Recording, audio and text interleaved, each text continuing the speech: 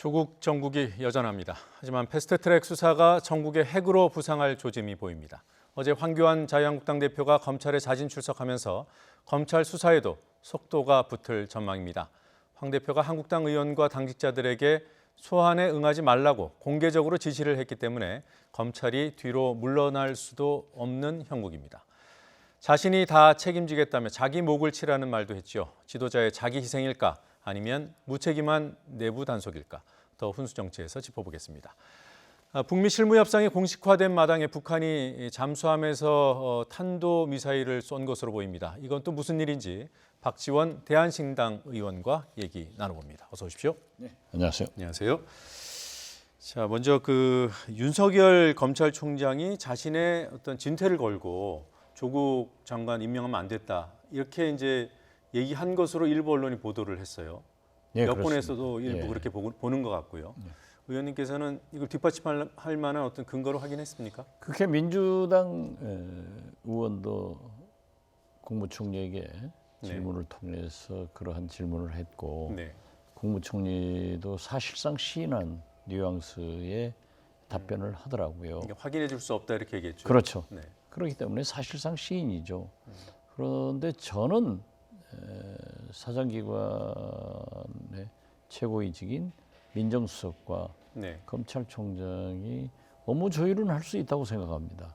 그렇지만은 윤석열 검찰총장이 만약 조국 장관을 임명하면 내가 사퇴하겠다 이러한 말까지 했을까 네. 하는 것에 대해서는 확인하지 못하고 있고 저는 그렇게까지는 하지 않았을 것 같습니다. 그러니까 문제 제기는 할 수 있다. 그러나 그렇죠. 예. 직을 걸고 임명하지 말라고 하는 것은 인사권 침해가 될 수 있는데 인사권 침해고 일종의 항명이죠. 근데 있을 수 없는 일이죠. 그런데 그렇게까지 했다는 증거는 아직은 없다. 네. 네, 알겠습니다. 그 정도로 정리하죠. 그리고 또 이런 보도가 나왔습니다. 조국 장관의 딸 입시 비리 의혹 가장 주목을 많이 받았던 게 동양대 총장 명의의 표창장 위조 의혹 아니었겠습니까? 그렇습니다. 이와 관련해서 이제 최성해 동양대 총장이 언론에도 얘기를 하고 검찰에도 얘기한 것이 의혹을 키우고 또 혐의를 짙게 하는데 큰 결정적인 영향을 미쳤어요. 그런데 이제 최성해 총장이 한국당과 사전에 교감했을 가능성이 보도되고 있습니다. 이 부분은 어떻게 보십니까? 그것도 봤는데요. 네. 그런 개연성은 충분히 있다고 생각합니다. 개연성은 있다. 예, 왜냐하면은 동양대학교 최성해 총장이 어떻게 됐든 자기 말씀 맞더라 학자인데 네. 이 말 저 말 하더라고요. 자꾸 말이 바뀌었어요. 그래서 오직하면은 왜 최성해 총장은 정의의 사도처럼 우리 전라도 말로는 정의의 사도처럼 여기 가서 저 말하고 저기 저 말 하느냐라고 했는데 지금 보면은 한국당 의원들과 사전에 논의가 된 것 같습니다. 그렇게 짐작을 하시는 거죠? 네, 그렇죠. 네, 특정 의원 이름도 나오고 친분 관계가 있다라는 얘기까지 나옵니다만 그걸 입증할 수 있는 사실은 아직 드러난 건 없는 상황이죠. 그쪽 지역이니까 친분 관계가 있는 건 사실일 거고 네. 그러한 것을 보고 저도 그분의 발언 내용을 보면은 오르락가르락한 게 네. 그런 개연성이 있다 그렇게 생각합니다. 네. 조금 전에 그 양지열 변호사 인터뷰 과정에서 저희가 이걸 물었습니다. 이제 그 정경심 교수, 조국 장관의 배우자인 정 교수에 대한 구속영장 청구 가능성, 그리고 또 조국 장관을 직접 소환할 가능성 이런 이제 법적인 측면에서 물어봤을 때 양 변호사가 이렇게 답을 했습니다. 검찰이 그동안의 수사를 스스로 합리화하기 위해서라도 하지 않겠나 이런 전망을 하던데 정치권에서는 어떻게 봅니까? 오늘 저희야 보도를 가장 인용을 많이 하는데요. 네. 문화일보 석간 보도에 의하면은 검찰에서 불구속 기소를 검토하고 있다. 네. 이런 얘기를 보았습니다. 그렇기 때문에 검찰도 저인망식 수사를 했지만은 과연 구속영장을 청구했다가 네. 요즘 법원에서는 확실한 증거가 없으면은 기각시키거든요. 또 무죄가 되거든요. 그랬을 때 그러한 부담이 굉장히 많고 정경심 교수가 지금 2달 이상 또 여러 가지 네. 영국에서 유학 당시의 교통사고 등으로 굉장히 쇠약한 상태인데 과연 구속영장을 청구해가지고 그러한 자극을 줄 필요가 있을까? 그래서 오늘 문화일보 보도를 보고 불구속 기소도 가능하겠다. 네. 저는 그런 심정을 굳혔고요.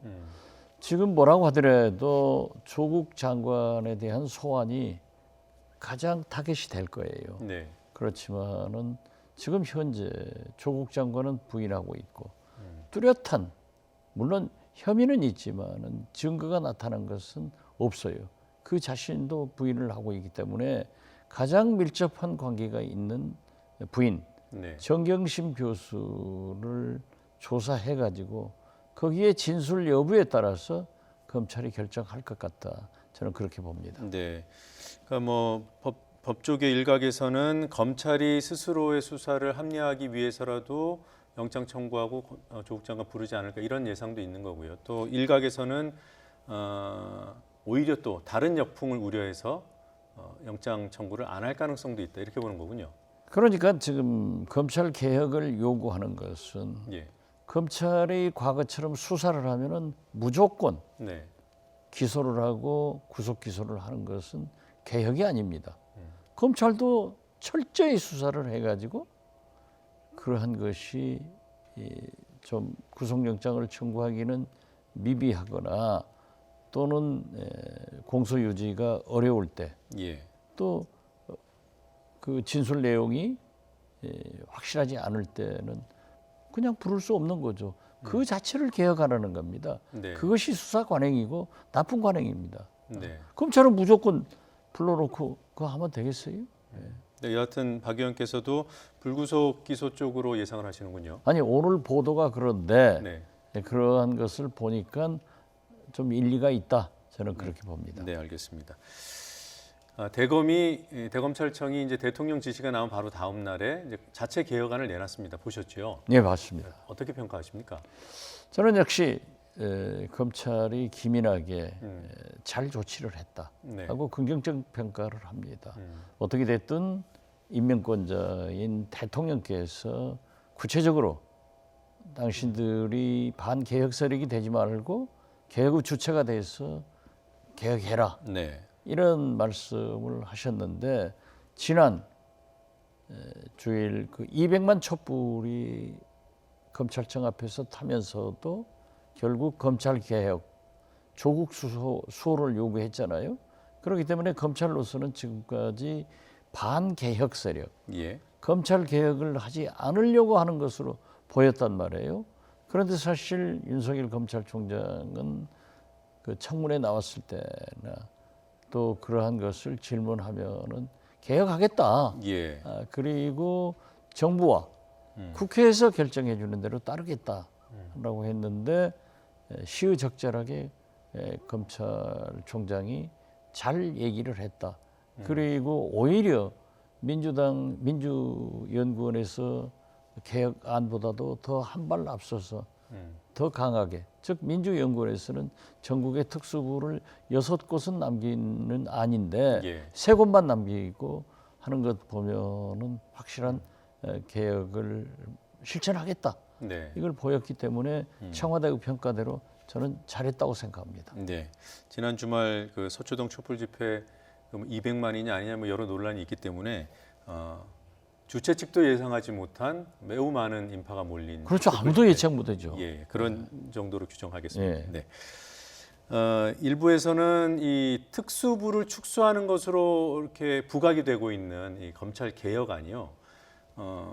조국 장관의 뭐라고 할까요? 이제 입장이 바뀐 거 아니냐라는 의문을 제기를 하더군요. 글쎄, 과거에는 예. 특수부 수사 잘한다라고 칭찬을 하더니 이제 와서 특수부를 줄이는 것이 검찰 개혁의 요체인 것처럼 얘기한다. 이렇게 지적을 하는 부분이 있어요. 옛날부터도 그러니까 이전부터도 특수부 축소는 검찰 개혁 방향이 아니었던 겁니까? 계속 특수부 축소에 대해서는 얘기를 해왔습니다. 그 방향은 있었다. 그렇죠. 네. 그리고 박상기 직전 법무부 장관도 그러한 얘기를 법사위에서 말씀을 많이 해왔어요. 예. 그렇기 때문에 조국 장관이 학자일 때 네. 그러한 의견을 피력한 것은 과거의 일이고 지금은 많이 진전된 상태 아니에요. 그러니까 민정수석 때 그런 얘기. 그렇죠. 예. 민정수석 때. 그렇기 때문에 저는 그러한 것을 뭐 물론 과거의 말씀에 대해서 부메랑에 대해서 자기한테 돌아오는 부분도 있지만은 과거에 말했기 때문에 개혁을 꼭 후퇴시킬 필요는 없다. 네. 그래서 이 특수부에 대한 국민들의 피해 의식도 많고 또 과거에 잘못된 수사도 많고 하는데 스스로 네.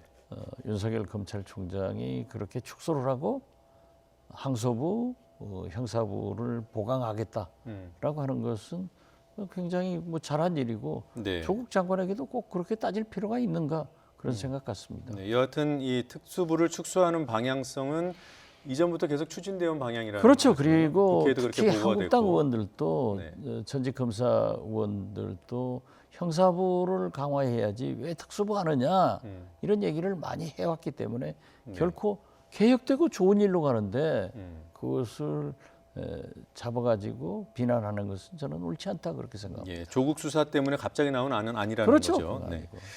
어제 황교안 자유한국당 대표가 검찰에 자진 출석하는 장면이 주요하게 보도가 됐습니다. 이게 어떤 평가를 할 수 있을지 모르겠어요. 극과 글쎄, 극으로 갈리더군요. 제가 어제요 밤에 제가 페이스북에 글을 올렸어요. 네. 아니 내 목을 쳐라. 그리고 내가 대표이기 때문에 한국당은 누구도 출두하지 마라. 예.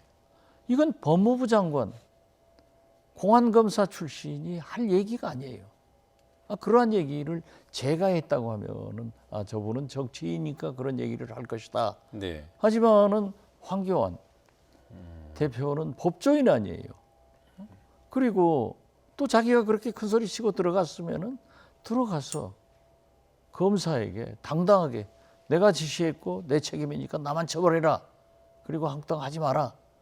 이렇게 진술을 해야지. 또 진술은 거부했더라고요. 그래서 내가 이건 진짜 아니다.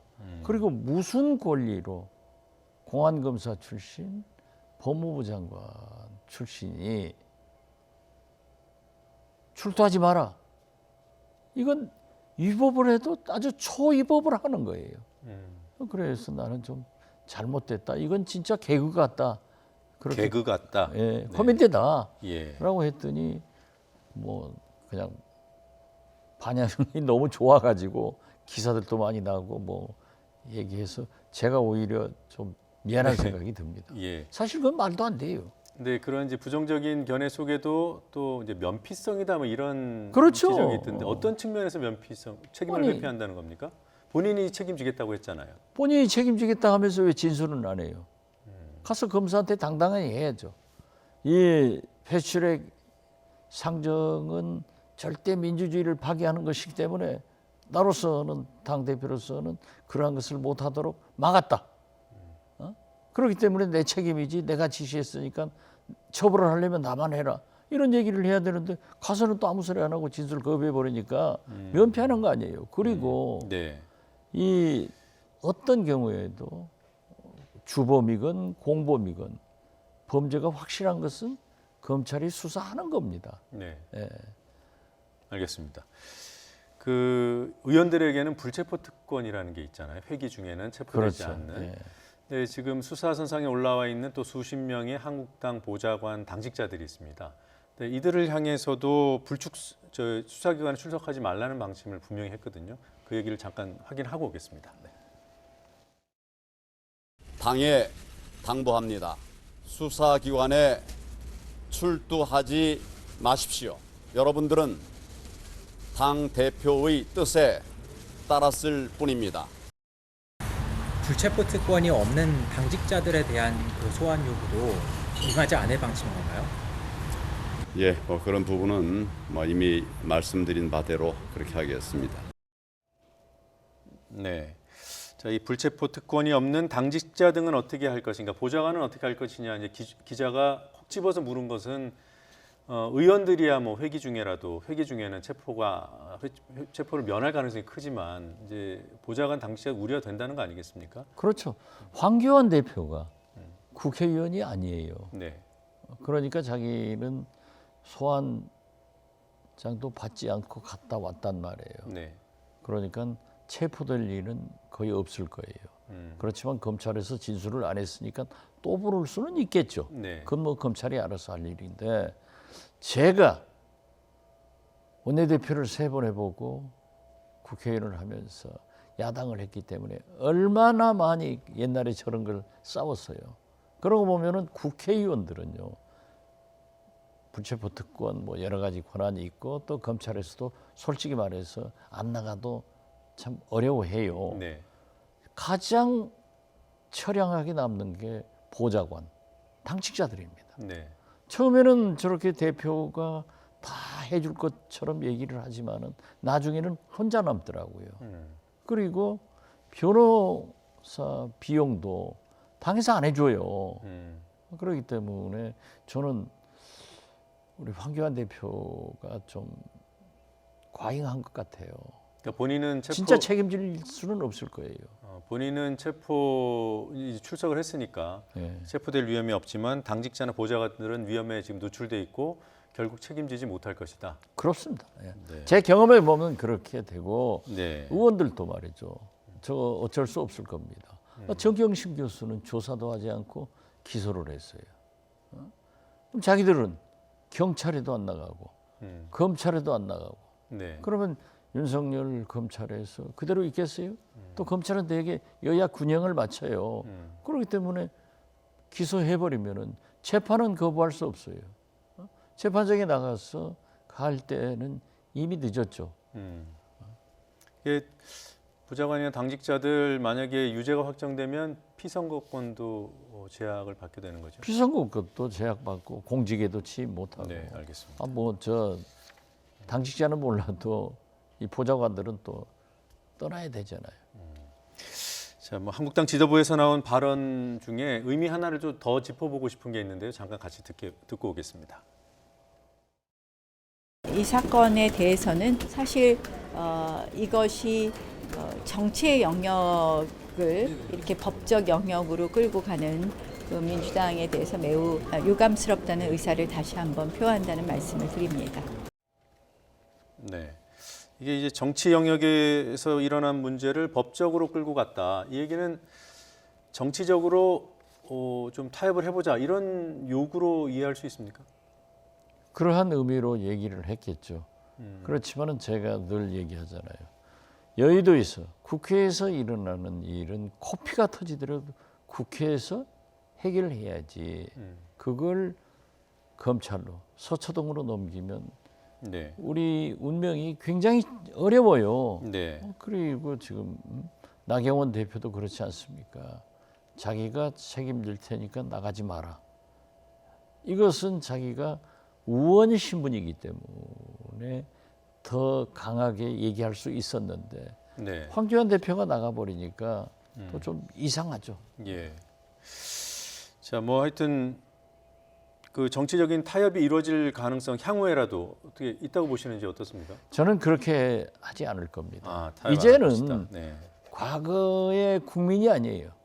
국민이 용서하지 않고 우리 정치인들도 과거 그 구태를 가지고 하면은 지지받을 수 없습니다. 네. 또 검찰도 그러한 타협을 하면은 윤석열 검찰이 견디겠습니까?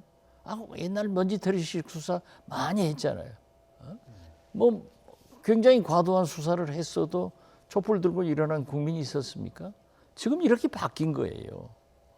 저 변화를 모르고 저런 얘기를 하는 것은 굉장히 지탄받아 마땅하다 저는 그렇게 생각합니다. 예, 설사 그러면 뭐 정치권에서 타협을 하더라도 이 시대의 검찰은 수사를 안 할 수 없을 것이다 이렇게 보시는군요. 이 시대 정치인도 저런 타협 못합니다. 못한다. 네, 알겠습니다. 그렇게 되면요, 뭐 한국당 지도부는 나가지 말라고 하고, 뭐 의원이든 당직자들 다 안 나간다고 가정했을 때, 그러면 이제 국민적 요구를 또 받게 되는 검찰이 체포에 나서지 않을 수 있을까? 보좌관들이나 당직자들에 대해서는 체포영장을 발부하면은 어쩔 수 없이 다 체포될 거고요. 나올 거고 국회의원에 대해서는 지금 회기 중이기 때문에 네. 안 할 수도 이제 본회의 동의를 못 받을 수도 있죠. 네. 그렇지만은 지금 12월 국회가 예상 국회가 끝나면은 또 그때는 체포영장을 발부하면은 도망칠 수 없는 거고 국회의원이 나와야겠죠. 물론 또 도망치는 경우도 발생했었지만은 그렇기 때문에 저는 안 나갈 수 없다. 또 안 나가더라도 거듭 말씀드리지만 불구속 기소하면은 바로 재판이 진행돼서 법정에서 예. 자기가 변명하고 싸워야 되기 때문에 어쩔 수 없이 저는 나갈 거다. 그럼에도 불구하고 만약에 뭐 상황이 여의치 않아서 이제 검찰에서도 체포 동의를 요구하고 국회가 표결을 해야 되는 그런 상황에 봉착한다면 20대 국회에서도 보니까 5건이나 요청이 있었더라고요. 그렇습니다. 만약에 요청이 들어온다면 20대 국회 5번 모두 통과된 예가 없는데 이번에는 어떻게 될까요? 글쎄요, 저도 그 뭐 자신 못 하겠는데요. 되게 동료 의원 불행에 대해서 우리가 부결시키는 것이 많았어요. 네. 그렇지만 이 문제는 원체 첨예하게 부각됐기 때문에 네. 아마 동의할 겁니다. 상당한 의원들이. 네. 뭐 과거에 뭐 20대 국회 5건 모두 처리가 안 됐고요. 그다음에 60여 건 중에 10여 건만 처리가 됐더군요. 그렇습니다. 재형국회 예, 예. 이래로. 그러나 이번 사건은 좀 사정이 다르다고 보시는군요. 저는 그렇게 봅니다. 네. 자, 10월 5일 북미 실무 협상 그건 이제 북한 입에서 나왔어요. 한다고 예. 하는 겁니까? 그래서 미국에서는 또 내주 중에 한다. 음.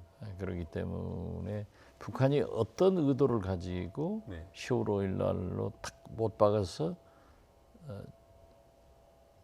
발표를 했는지 모르지만은 네. 어떻게 됐든 가까워 왔다. 긍정적으로 보는데 또 어젯밤에 SLBM을 오늘 새벽에 오늘이요. 네. SLBM을 발사하고 나니까 어떻게 진전될지 저도 참 어렵습니다만은 그래도 그 아, 분석해 저는 주셔야 됩니다. 그건 그거고 예. SLBM 발사는 발사하고 협상은 협상대로 한다. 협상은 협상대로 이루어질 것이다. 저는 그렇게 봅니다. 네. 보통은 그 북측이 먼저 이렇게 일정을 공표하지는 않지 않습니까? 그렇습니다. 예. 이번에는 그 최선희 부상이 발표한 거는 좀 의례적인 거네요. 아주 이례적이죠. 예. 그렇기 때문에 과거에도 보면은 우리나라에서 적십자 회담을 제안하면은 하면서도 네. 꼭 날짜 변경을 해가지고 역제안하거든요. 그러면 우리가 따라가지고 그러한 그 주도권을 그들의 인민들에게 우리가 잡았다 하는 것을 이제 선전용으로도 하는데 네. 이번에는 최성해 제1부상이 한다. 네. 10월 5일 날 한다. 이렇게 발표를 한 걸 보면은 확실하게 하긴 하는데 또 우리가 정해진 날짜에 하자. 네. 그러면서도 아직 장소는 아마 제가 볼 때는 정해진 것 같아요. 네. 그런데 아직도 그 장소는 확정되지 못하고 있고 미국에서는 다음 주 중에 한다 했는데 결국 하는 건 사실 아니겠어요? 뭐 10월 5일이 꼭 아니더라도 하긴 할 것이다라고 그렇죠. 보시는군요. 네. 5일부터 이제 다음 주 사이에 이루어지는 거죠. 참 이해가 안 되는 거예요. 이게 날짜를 얘기했으면 그 쌍방이 함께 발표할 수 있는데 왜 저럴까? 어떤 속내가 그런데 있는지. 그 전에는 네. 또 미국에서 먼저 얘기를 하고 북한이 아무 소리 안 하고 있으면 과연 응했냐 안 했냐 네. 이런 게 굉장히 증폭됐잖아요. 궁금증이. 그런데 뭐 한다고 그랬으니까 잘 네. 됐습니다. 장소는 어디가 될까요? 글쎄요, 지금 저는 이번에 맞추셔야 됩니다. 참 부담이 되는데 저는 판문점, 네. 북측 판문각에서 되지 않을까. 왜냐하면은 굉장히 보안에 북한이 신경을 쓸 거거든요. 네. 예비 회담부터 4일 날 하고 이제 실무회담은 5일 날 하자 하는 것은 굉장히 삿바 싸움이 시작될 건데 언론에 노출되는 것도 또 여러 가지 문제가 있기 때문에 저는 그 10월 5일 딱 보고 또 미국에서 다음 주다 하고 장소를 안 해서 이건 판문각이다 그렇게 짐작이 되는데 네. 모르죠. 네. 그러면 협상 파트너는 미국에서는 폼페이오가 오는 겁니까, 장관이? 폼페이오 실무회담이기 때문에 예. 비건하고 김명길하고 둘이 하는 거죠. 이미 대표는 결정된 거 아니에요? 그러니까 비건하고 김명길하고 예. 김명길 자신이 이제 전 베트남 대사가 네. 내가 비건과 회담한다 이렇게 발표를 했잖아요. 이게 급이 더 격상이 돼서 정상회담에서는 그야말로 이제 사인만 하면 되는 그런 상황을 만드는 그런 시나리오는 아닌 거군요. 아직은 더 봐야 될 거예요. 네. 그래서 이제 로드맵, 타임테이블을 만들어 가니까 뭐 좋은 만남이 시작되는 건 사실이지만은 난관은 계속 있을 것이다. 네. 저는 그렇게 봅니다. 알겠습니다. 그 조금 전에 그 SLBM 그 잠수하면서 쏘는 탄도 미사일 그렇죠. 그렇게 부르는 네. 거잖아요. 그걸 북한이 쏜 것이 아직은 추정 단계입니다만은 뭐 우리 NSC에서 국가안전보장회의에서 그렇게 판단하고 합참도 그렇게 판단을 하고요. 그게 굉장히 높이 올라가는 거더라고. 900km 이상 올라가는. 그리고 지금 추정 거리가 450km 날아간 것으로 추정하고요. 이 정도면 미국을 겨냥하는 발사인가요? ICBM이고 SLBM은 미국 본토를 겨냥하는 거예요. 네. 그렇기 때문에 고도를 높이 올라갔으면 이제 그게 거리 측정이 되니까 네. 저는 지금 북한이 네. 우리의 기술을 다시 한번 과시한 것 아닌가. 미국을 향해서 미국을 이번에는. 향해서 그러니까 새로운 카드를 들고 나와라 네. 하는 그런 메시지이고 또 그들의 인민들에게 이미 중단거리 미사일은 많이 실험해가지고 우리 국방이 튼튼하다. 예. 걱정하지 마라. 이렇게 하면서 북미 실무회담을 앞두고 미국을 향한 메시지도 되지만은 그들 인민에게 우리의 기술력은 이렇게 향상돼 있다 예. 하는 과시용 아닌가 그렇게 봅니다. 그럼 미국 입장에서 지금 실무 협상이 뭐 사실상 타결이 됐거나 합의가 됐거나 아니면 뭐 직전에 와 있는데 이걸 문제 삼아서 미국이 협상을 거부할 가능성은 없습니까? 저는요, 2, 3일 전에 트럼프 대통령 미국에서 ICBM 실험 발사를 한다고 했더라고요. 네. 그러니까 어제 중국 건국전을 보면은 엄청난 무기들이 전시되면서 쇼잉하잖아요. 예. 그래서 저는 저게 중국을 향한 것 아닌가. ICBM이 미국의 ICBM 실험이 그랬는데 저렇게 SLBM 발사를 하는 걸 보고 미국에서도 북한을 겨냥해서 우리도 한다 이런 것을 과시했지 않는가 말했지 않는가 저는 그렇게 보네요. 네. 그런 부분들은 그래서 그러한 문제 가지고 또 트럼프 대통령도 역으로 보면 그렇죠. 저렇게 SLBM이 있으니까 우리가 위협이 되니까 우리도 비핵화를 해서 네. 또 ICBM 우리 유형도 보이고 네. 빨리 협상을 해서 진전시켜야 된다. 네. 이런 의미도 있을 것 같습니다. 그러면 오늘 그 북한의 SLBM 발사는 미국과 주고받은 그런 정도로 이해하고 북미 실무 협상은 그것대로 진행이 될 것이다. 이 정도로 전망하시는 저는 것 그렇게 같아요. 보고 있습니다. 네, 알겠습니다. 10월 6일이 70주년, 북중 수교 70주년이에요. 그렇죠. 예. 북중 정상회담은 어렵겠죠? 글쎄요, 북중 정상회담을 한다고 했으니까 아직 날짜가 있고 그러니까 저는 10월 1일 네. 중국의 건국절에는 김정은 위원장이 안 가더라도 네. 북중 수교 70주년, 60주년이죠?